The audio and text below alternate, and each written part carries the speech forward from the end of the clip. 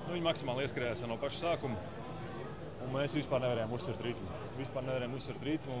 Un kaut kādā ziņā arī nostrādāja tas, ka varbūt tie, kurus mēs gribējām atstāt brīvākus, tie arī sameta visu, un tad mēs skrienam pie viņiem ārā, atstājam zonu brīvu, un tur sanāca jau vispār tāds ne mūsu līmeņa aizsardzība beigās izskatījās, jā, lai gan tā, man liekas, tā centība un tā atdeva bija no mums vienkārši, ka viņiem reāli tiešām viņi uzsvēra tādu ritmu, ko mums bija grūti apstādināt. Pārbaudas spēlēs tu izcēlies ar daudz tādām skaistām, efektīvām, rezultīvām piespēlēm. No malas brīžiem šķiet, ka tu šodien meklē partnerus brīžiem vairāk nekā pats grib uzbrukt grozām. Bija kaut kur tā pazaudējies laukumā? Pazaudējies es nebiju.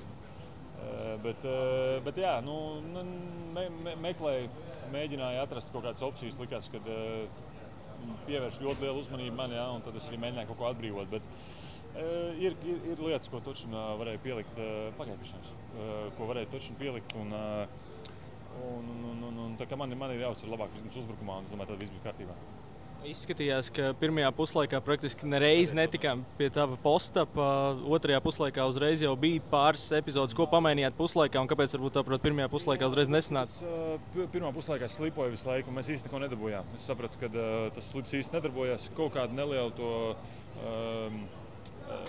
advantage priekšrocību mēs dabūnam, bet nepietiekam, lai izveidotu kaut kādu situāciju. Ar to es domāju, ka ejot uz priekšu arī ir jābūt gudriem un jāizspēlē pareizi tās situācijas un dabūt kaut kādu mismatču, un tad jau mēs varam spēlēt no turienes. Ja? Jā, paldies.